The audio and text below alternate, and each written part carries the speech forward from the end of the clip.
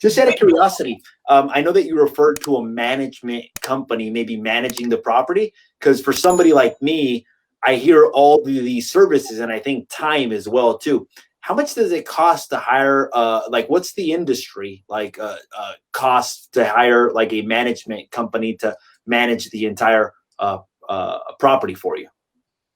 It varies by location, but anywhere between 20 and 30% of the gross revenue. Okay. Let me take it back.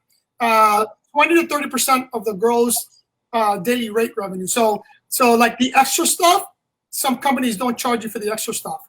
Mm-hmm. But definitely the daily rate.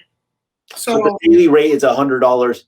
$30 goes to the management company. So it's a great profit center even for the management company as well too, right? Huge for me. The management. So when I first started, I only did my own properties, right?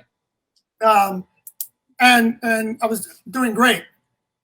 On the management side, it's big because you can. So just imagine it's scalable as well too. Very super scalable. That's the beauty.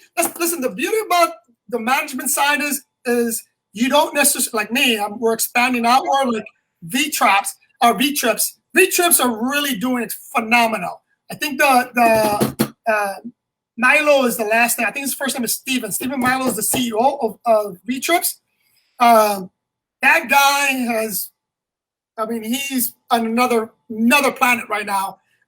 And the revenues are insane. So his EBITDA, because he posted this recently, before the last 6 months, his company, and I told you, he was only managing like 30 properties.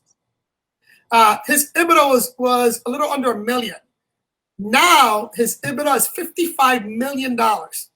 Wow. Tell people what EBITDA is. I know what it is, but just tell them what it is. It's just an valuation. Earning before taxes. Yeah.